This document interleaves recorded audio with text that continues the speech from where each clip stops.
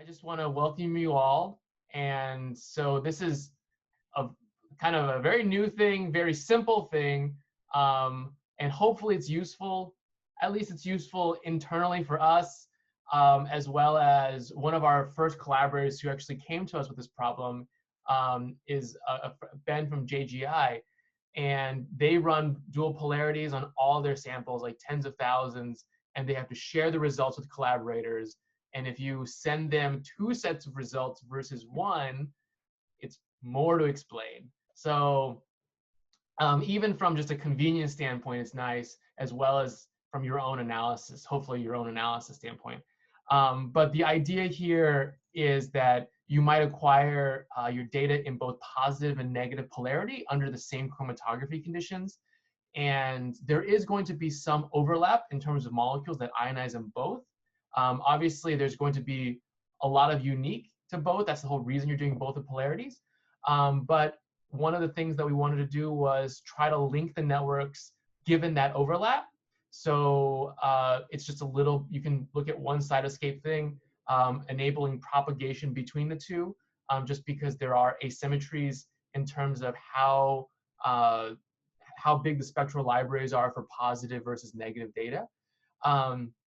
And so again, this is just a very generic, simple tool, and happy to see if it's useful to you and where you all take it from here. So I will let Allegra kick it all off, just kind of give an overview of the pipeline, what you need, and then we'll go through a few examples throughout this. And again, definitely ask questions through the chat, or speak up. You are able to unmute yourself. You just are not able to share your screen. And we want to make it interactive and we want to keep it under an hour. So hopefully it'll be short and sweet. Cool. Okay. Thanks, Ming. So yeah, I'm Allegra, and I'm also in the Dorstein lab. So yeah, I'll get things started. So first I'll share my screen. Just give me 1 minute. Okay. Okay, so can you guys see my screen now? Great. Yeah, so as Ming basically introduced, today we're going to be talking about polarity merging for molecular networking in GNPS. And as Ming mentioned, or as he said, basically this is the tool that you could use if you've collected in both positive and negative mode. So as Ming also mentioned, it's a pretty new workflow. And so you guys might be some of the first users of it actually, which is cool. So yeah, all right, so let's get started. So basically, all of the documentation is available. So here are basically the links that you can look at after the workshop. The documentation still sort of needs to be updated, but we'll be working on that after the workshop. So yeah, that's basically where to go if you have questions after this. And then again, the video of the workshop will also be uploaded in the coming weeks. Cool.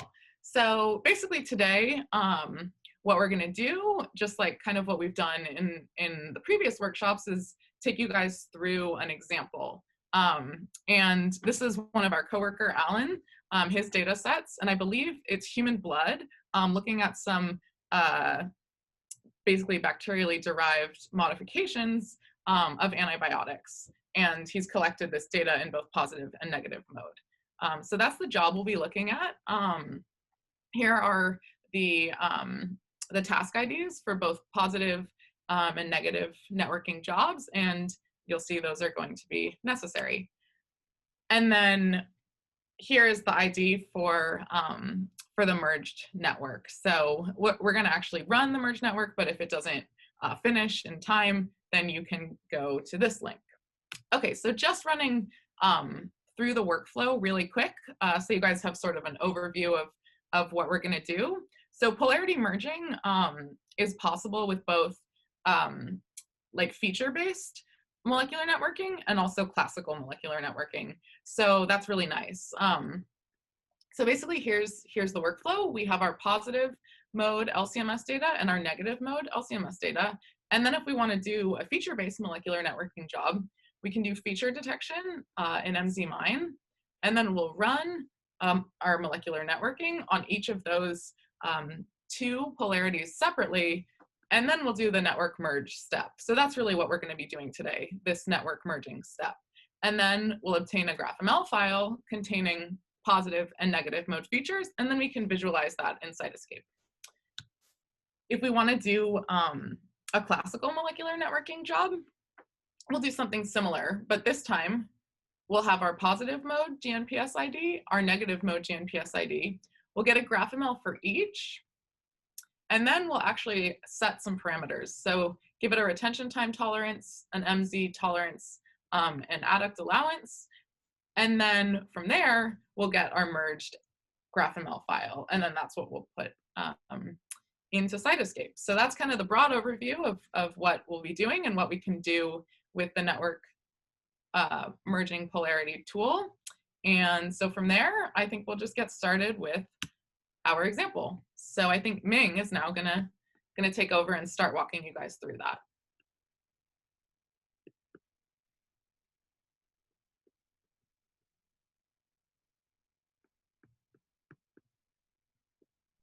Okay, so let's go to where we are here. I'm also going to try a thing. So you guys get to be my guinea pigs on this thing. Hopefully this helps in the future. Okay, so there are subtitles in PowerPoint now. Anyway, so if you all can go ahead and go to gnps.ucsc.edu. I guess, okay, the subtitles are almost working. And if you have a GNPS account, go ahead and log in. If you don't, you can create one in the top right. It's relatively straightforward, just username, password, an email if you want to get some notifications. Yeah, so that's broadly it. As a FYI, for future information about this, if you do forget your password, we don't have a password reset system, so there's some guidance where you just email a particular email and they'll reset it for you. But anyway, that's neither here nor there. But okay, so now that if you've created an account and you're logged in, we're going to leave GNPS to the documentation really quickly.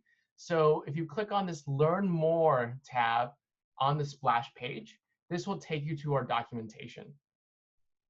And so now, so this will just provide you direct links to the actual workflow, just because this is in development, so it's unpublished right now.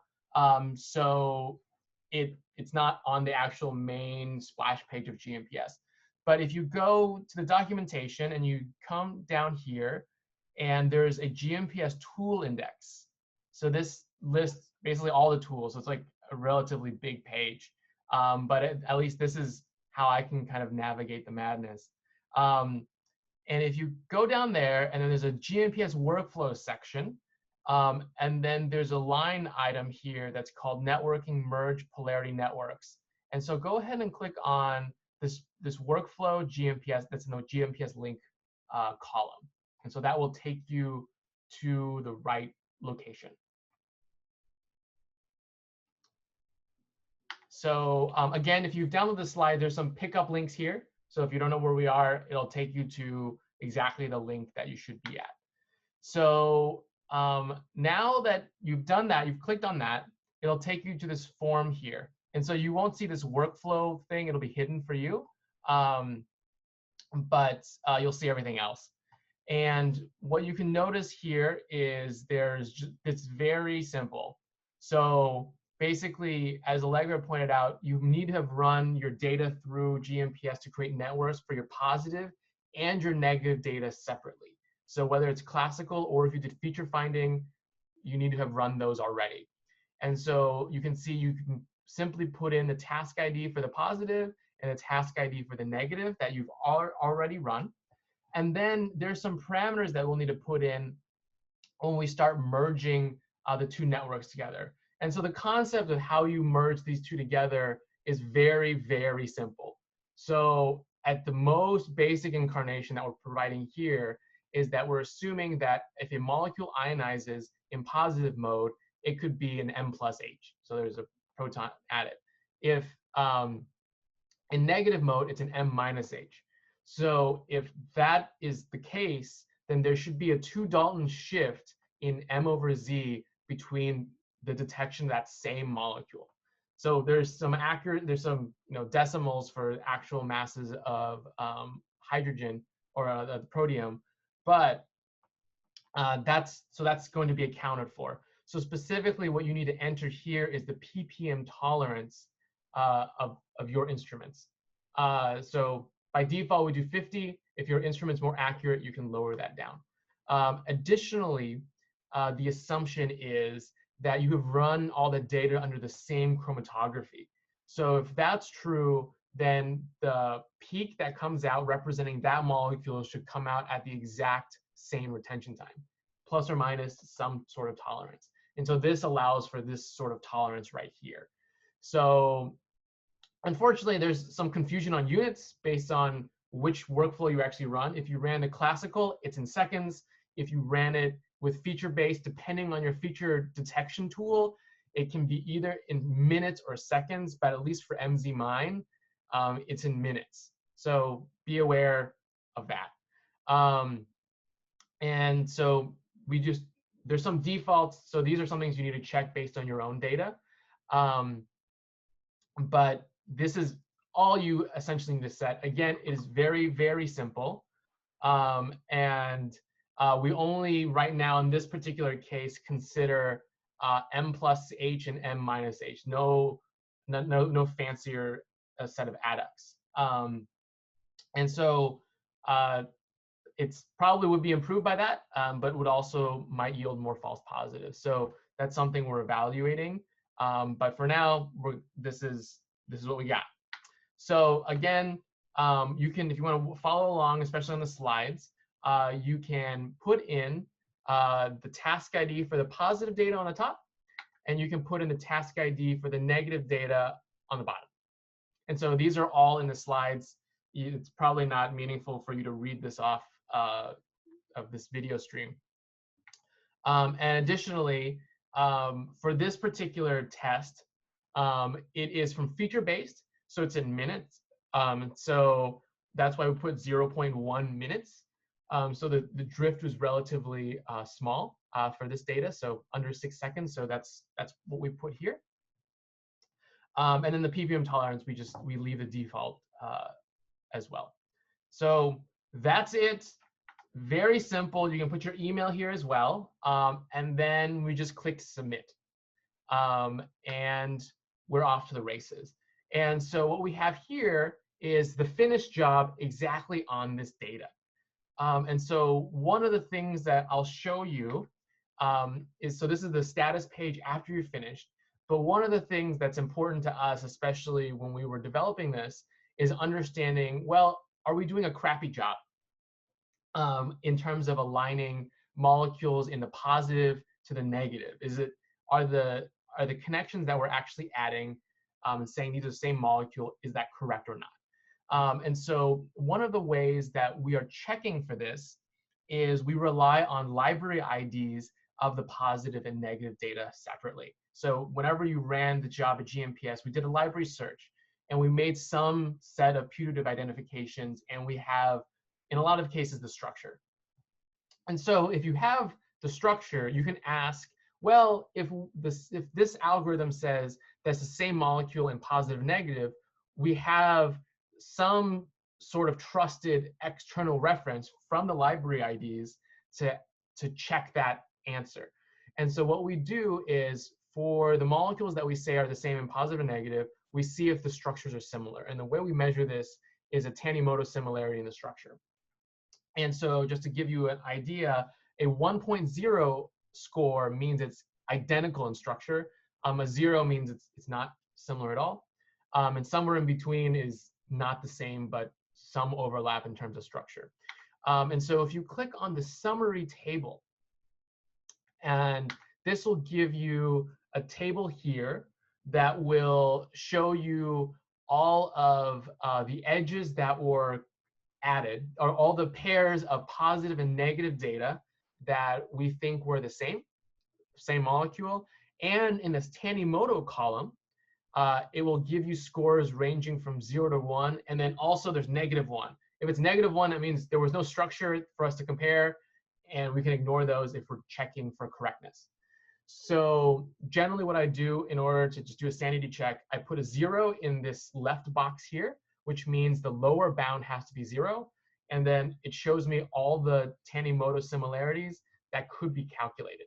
And so in this particular case, given these parameters and the library matches in this data, all the Tanimoto scores are 1.0.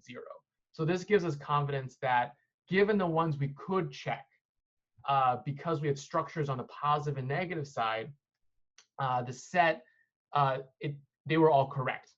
Hopefully because the library identifications were correct and everything we're seeing here is correct. So this is kind of our way of checking on the fly on your data as well, if what we're doing is reasonable. And so hopefully this same kind of error that we're seeing in the identified set applies to this other set that we couldn't check.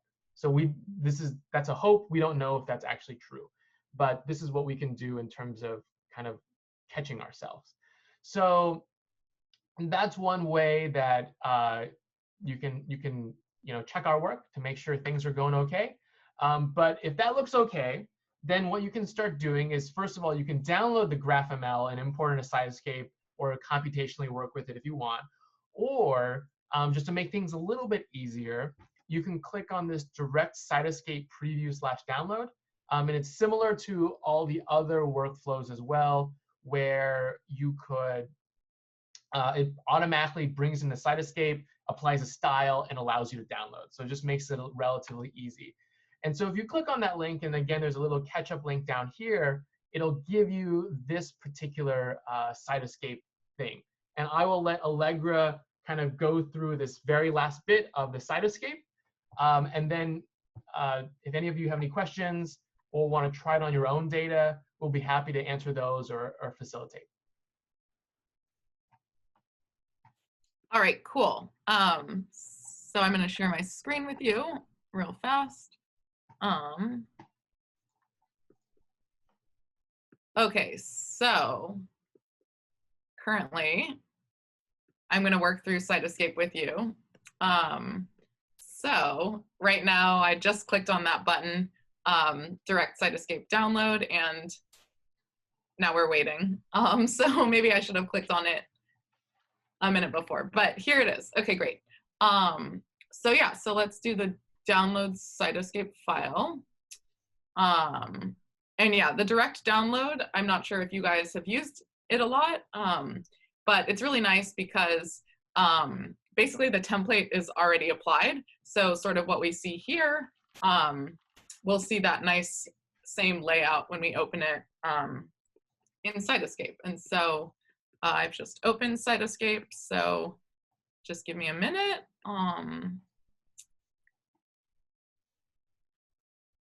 And while we're waiting, and just clarifying what you're looking at, all of the circles, it's in the PowerPoint, but all the circles again are unique molecules in the positive or negative, and these pink edges are the cosine edges from what you would normally see in the networks, and then the blue edges are the newly added ones that cross polarity. So at least visually, you can start seeing what we've added by having the two networks together and running this kind of workflow. Yeah, thank you. That is definitely important. Okay, yeah, so now let's bring up Cytoscape. Okay, cool. So now we have that open in Cytoscape, which is great.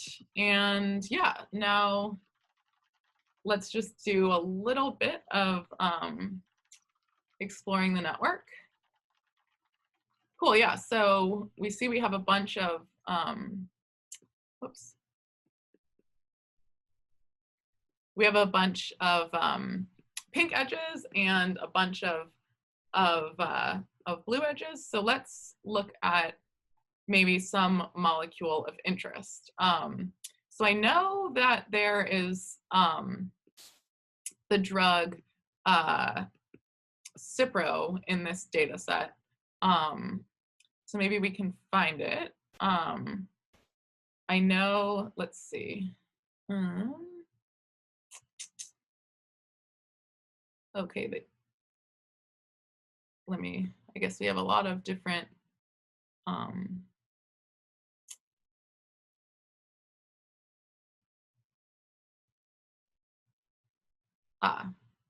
I was thinking maybe we could sort by precursor mass. And then it has a mass of, 286.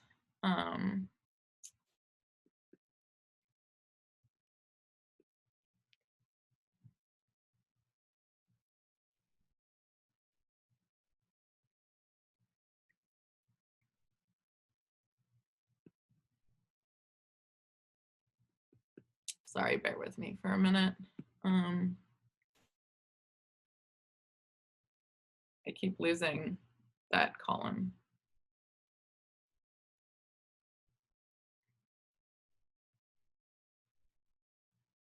So Allegra, just go ahead and search for the ID. So it should be Oh, okay. If it's a 1091 or Oh, I guess it 490. does. It does say that in the slides, huh? Yeah, so you can find it that way. That would be easier. But it's positive 10. I don't know if this will search. Yeah. Well, we'll see. Yeah.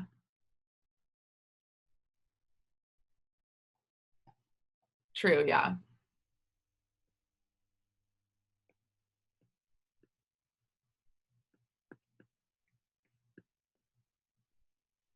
Well, I guess we're learning something here too.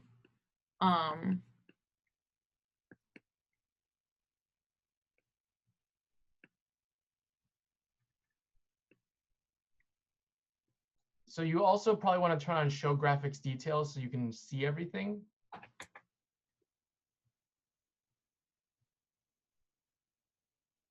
Oh, here, let me do this.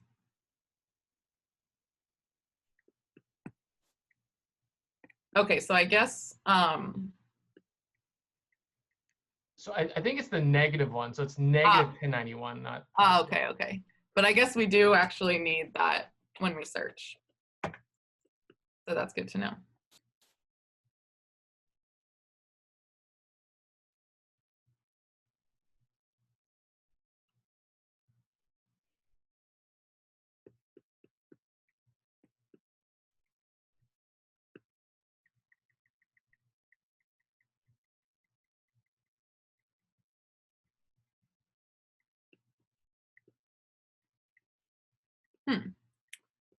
Okay, well, there it is, but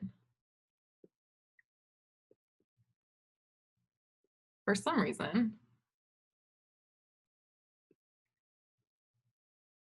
there, it's because, okay, cool. Alrighty, so basically, yeah. So this is kind of what we're interested in, just for this little example, one of the things we're interested in. And so here we see Cipro, and then we see that it's actually connected to, well, Cipro in the negative. And then something that's interesting is here, there's a GNPS annotation, right? It's Cipro. And we can look through, let's see, to find that, if it, here. So yeah, compound name is Cipro. But then we look at the negative, and actually that's pretty interesting because it's not annotated. So something to note is that now actually if we have data in both polarities, we can actually start to get more annotations, both in our data set, but also in GNPS. So now we know that we can propagate the negative version of this drug. So so that's pretty neat. And yeah, I guess here we can sort of just see what that would look like in GNPS. So yeah, basically from there, you can just explore your data set that way. If you want to look through this data set some more, feel free to do that. But I guess for the sake of keeping this workshop sort of short, let's just, look at this slide where we're basically exploring the relationship between retention time and then that that score that Ming was talking about. So you can see basically it makes sense as our retention time delta becomes very small, 0, we start to see the score goes close to 1. But then when we make our retention time delta larger, so out to 400, and I believe this is in seconds most likely, then our score is actually going to be kind of not as good. So it's much lower, and so it's going to be important to keep our RT deltas small unless we're potentially looking at something like isomers where we'll actually have an RT delta. And Ming, I'm not sure if you want to chime in. You have described this better, so. Yeah, no, that was good. It was good. I guess I just want to add, generally this is just a description of whenever you open up your retention time windows and you might see 2 molecules that differ by 2 Daltons in positive and negative mode. That if they differ by 100 seconds, it's fairly unlikely that it's actually the same molecule, or the chromatography is like totally wonky. So there's several problems there. So this is just more of exploring, well, what happens if you do start opening this window up and you start capturing either isomers or isobaric compounds that are 2 Daltons apart, and you see that the Tanimoto similarity goes quite a bit below 1.0. And so this kind of gives you a sense of what the Tanimoto scores would be if they're incorrect. So presumably anything larger than a few seconds is likely incorrect. So this is kind of how for you to gauge whenever you look at that summary table, what does correct and what does incorrect mean in terms of that kind of scoring threshold. Additionally, if you look at when the retention time delta is 0, so this is actually a different data set than the one we looked at, and this one has quite a few more identifications. But if you look at the retention time delta of 0 or around 0, you can see there's a lot of points clustered around 1.0. So that means it's likely the same compound that we're aligning. But there are still some that are well below 1.0 in this 0.6 to 0.8 range. And so generally you will get false positives, and that's what we're seeing there. But then there's all these other points to the right of that that are also below 1.0 that can be chopped out because you considered a more stringent and hopefully more correct retention time delta for the same compound eluting off your column. So this is just kind of giving you a sense of, well, what happens if you do make it really big? But yeah, anyway, not too much to kind of digest here, but just something to look at. And I think that's it. I think we're done, right? There's no more slides, Allegra? I think that's it. Yeah. That's it. This might be the most efficient workshop we've done. We didn't cut. I mean, it's a very simple thing, right? So I don't think have too much to cover. Yeah, I don't. What we wanted to do here in terms of work and in terms of like publishable unit is not particularly ambitious, but at least for us internally, we do find it useful. So any questions or comments would be helpful.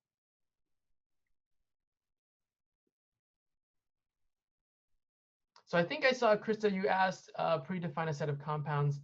Okay, so yeah. So Krista is asking about when we calculate the Tanimoto similarities between the positive and negative, it is of all the library identifications of your previous task. So this is all the exact matches. So we don't filter or do anything. We only look at all the library matches that have structure. If there's no structure associated with it, we can't really match synonyms. So that's how we make that assessment.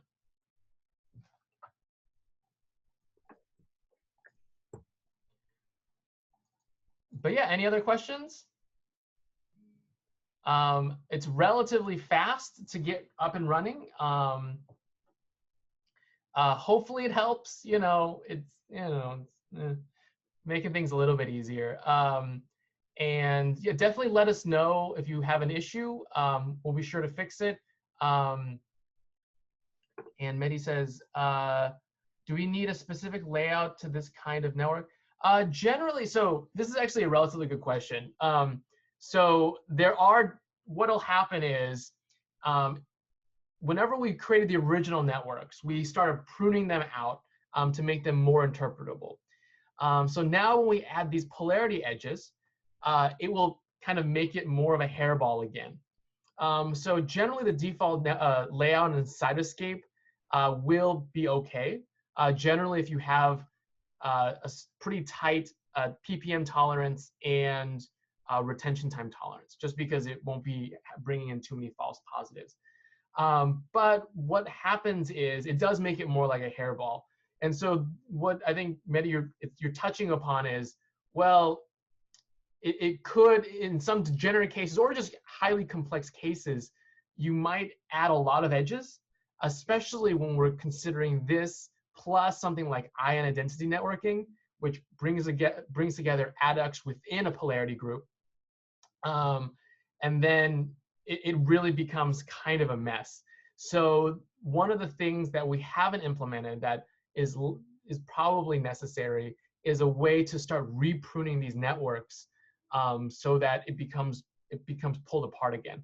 So this is something that we're thinking about, perhaps trying to prune out the cosine edges, but always keep the polarity edges to start making these networks a little bit more interpretable. But there is a balancing act of thinking what's more important. Are these polarity edges more important, or are the cosine edges? And trying to get that into an even playing field is still kind of an open problem in terms of what can be easily visualized. But overall, I think right now, default layouts in Cytoscape should give you a lot of mileage. If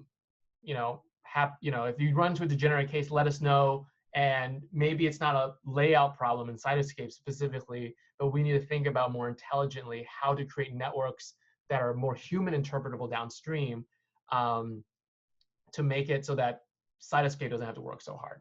So hopefully that answers your question. Okay, does it accept ion and IDs? So if you put in a ion identity molecular networking task here actually it's a feature-based molecular networking, but with extra edges, it does respect it and it propagates it through. And we also reuse the same column to describe the edges. So you can actually, I think this should work. I think I've tested it once. So it should be able for you to color it based on cosine edges, ion identity molecular networking edges, and polarity edges as 3 different separate colors. So you should be able to view all of that. At least if it doesn't, yell at us and we'll make sure it does. So, and can we still use NAP propagation? Okay, so NAP will not work with this, I believe. It doesn't. So some of the structure of these networks, it doesn't have all the information that NAP needs. Specifically, the actual MGF files, they're not kind of unified here. NAP really only understands one single network. So this one, it will be lost. It won't work. And MolNet Enhancer also will not. I do not believe it will operate on this. Yeah, I mean, it's probably possible to do it, but it probably will miss out on things like dereplicator and NAP identifications. So broadly speaking, I don't think it'll work. We can work with Madeline to figure out kind of a common interface so that it does. But right now, I would not keep your hopes up. So it's one of those things where like it's a Frankenstein. GNPS is like a Frankenstein, so we stuck something on. Now we have to figure out how to like have everything play nicely together. So if you think that'll help a lot with your analysis, as opposed to just doing it separately, let us know and we can kind of increase the prioritization of getting some of those things working.